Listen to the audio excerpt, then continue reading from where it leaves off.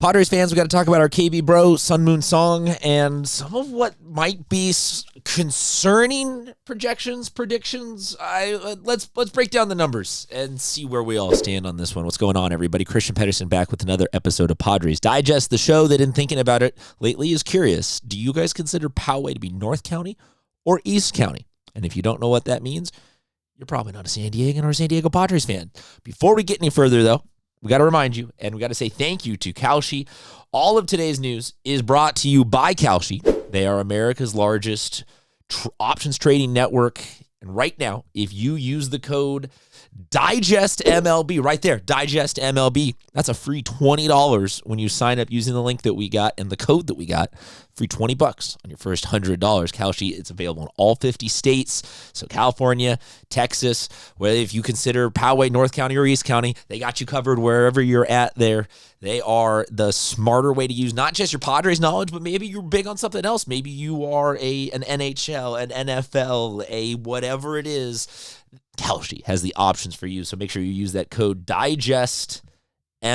All right, let's try to digest some of what off-season headlines can be, where it is, as you guys are always quick to point out on us, sometimes clickbait. And I don't want to say that this is like a disaster video of being like, oh my God, doom and gloom, but there are infinite number of smarter people out there prognosticating and talking about baseball. And part of that is just like the computer-based analytics people. So in kind of just doing my daily rounds of consuming Padres content to get ready to see what are we going to talk about today, this headline right here caught my attention. Sun Moon Song's jarring 2026 projections raises a big question for the Padres. So I guess in all of this video, I ask you, first question, and as always, please hit up the comment section. You guys, it is good group therapy for me to hear other people's Padres opinions. But if you let me know where you fall. At least, are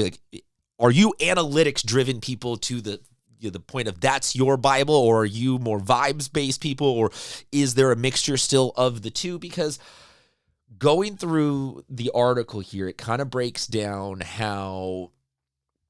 Actually, this first sentence here that I saw was kind of perfect. It doesn't come out and insult Sun Moon Song. The numbers just kind of shrugs. They talk about FanGraphs has him only even projected to play 86 games, totaling 300 plus plate appearances.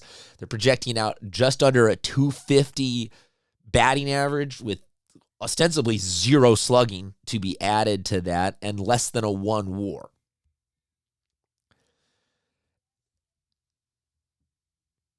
That that first line, I do like the writing there, but I kind of disagree with it because those numbers, to me, for the price tag of several $1 million, is a disaster. That would be abject failure from my sort of armchair quarterback, is to be like, that was a piece that we could have, instead of spending the several million on there, probably gotten those same numbers out of a league minimum guy or somebody internally that we have, like a Will Wagner, or then gone and spent that money on Chris Bassett or on somebody else that's going to give us more than just they came in for half the games this season and sort of dabbled in a little bit of this and a little bit of that. Going kind of around the horn, though, and looking, and I guess the Padres are under no obligation to tell us, like, oh, here's the exact game plan. But if you go through the website right now, first off, they're doing Sun Moon Song dirty by not having a photo of him on the depth chart. But second base, Cronenworth is listed as the starter. Sun Moon Song is listed as the backup there. Then on third base, Manny Machado is listed as the starter there. Sun Moon Song is listed as the backup. Okay, not super crazy shocking, but you go one position over, and Cronenworth is also listed as the starting first baseman. That is unlikely that Cronenworth can start at first base and second base. Potentially maybe something interesting to be happening there. But jokes aside, it does sort of appear, at least right now, that the Padres are not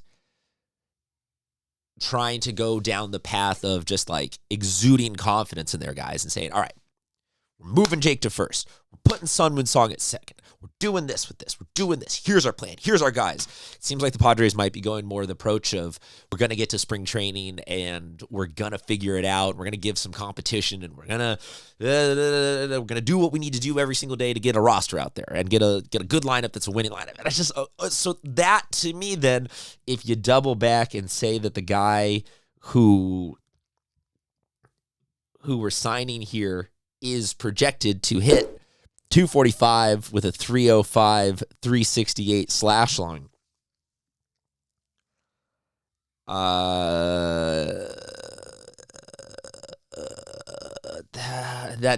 That kind of, I'm not going to say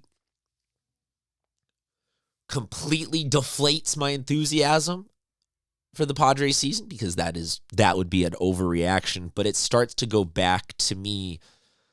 My big thing this whole offseason was add bats. And then let's get to a point where just in aggregate, every position that we have this year is a little bit better than last year, to the point where like last year I felt like we had two big like holes. We had a left field hole, we had a catching hole, at least offensively speaking. If we are in a position, though, where right now we spent several $1 million on a guy to come in and be a backup and don't have a plan for Cronenworth at second, Sheets at first, maybe that's because they're planning on bringing Luis Arraez back and putting him at first, and if case, just wipe this video from your memory. But if there isn't something else splashy out there, I would be curious, the lack of directly saying what Sunwin Song is going to be, combined with now the projection coming out from FanGraphs and other prognosticators like that, this guy's going to be okay. Like, he's not going to be a defining player. He's not going to be a complete black hole. Kind of, to me, says that, like, that's not that, like, maybe he's not him. Maybe he's not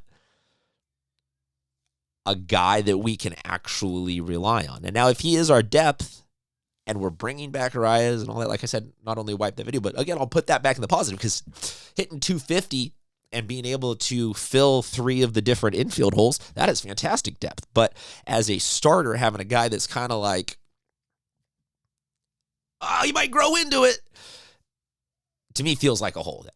Feels like he's going to get absolutely swamped and overwhelmed by major league pitching. We're going to try and hide him at 7th or 8th in the order and talk ourselves into like, oh, he's a good defensive second baseman. Oh, look at that. He can help Manny have a day. Like, and that's not something that a winning team does. A winning team does not sit down and talk themselves into, like constantly playing the card shuffle game is going to get us, going to be a winner. So I don't know. We're obviously still, like, P's and C's aren't reporting for a minute, and we're going to see what all kind of comes of this, and no team can't win a title in June, but I think you can put yourself in an early season hole where you're like, we got to go fix this now, and it's that you don't want to play catch up against the Dodgers. So I curious, what do you think? Let me know, both on just in general. What do you think of our KB bro? But also specifically, like, how I would like to have some help understanding how much I should treat numbers as my Bible for baseball. Let me know. Drop a comment. And as always, if you want to hit the subscribe button, ain't going to hate you for it. Talk to you guys next time.